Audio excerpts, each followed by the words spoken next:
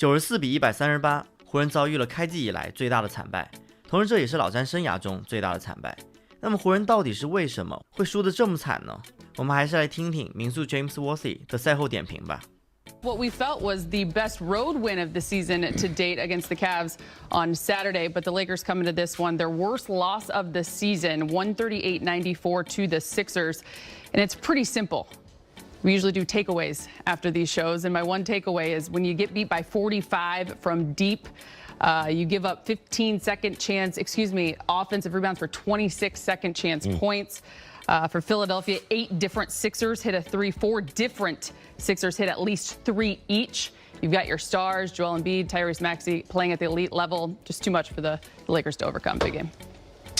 Yeah, this is one of those games that we wish we didn't have to talk about it. We could just go home and write it off. But yeah, I mean, when you think about the Lakers 7-2, trending in the right direction, having a day off to prepare against, MVP of last year and Maxey trending in the right direction, you would think that they would come out and, have a better, game than this. But apparently they weren't ready to match Philly's effort. I mean, they did the first 6 minutes or so. I thought they were going to AD quite well and getting some things done. But when you have multiple players who never hit threes, start hitting threes the way they were, man, it was really hard to compete with.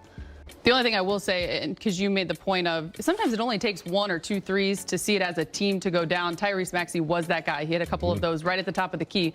And then to your point, you got guys that enter this game, Patrick Beverley, Marcus Morris Sr., who come in averaging or having made just 6 combined threes, and tonight they combined for 8 apiece, 3 each made in the first half. It's like Rob and I going to play Stevie Wonder and Ray Charles, and they just start knocking down threes. You can't even know what you're gonna do about that.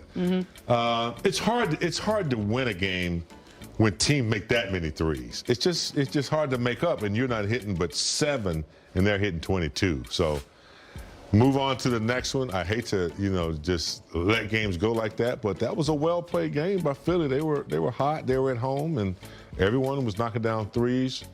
It wasn't that the Lakers weren't playing hard. They just couldn't match that three-point play. Also, when you look at this game, Philadelphia, they play with speed and force. You had Maxey with the speed, Embiid with the force. I've never seen Embiid play with this much ferocity.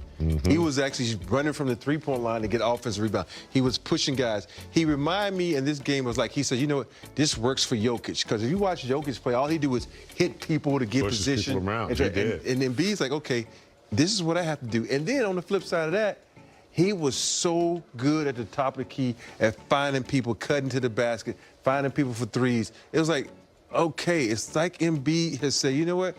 I see what Jokic is doing. I got the same skill set. Why not doing it? And tonight, he played an A-plus game.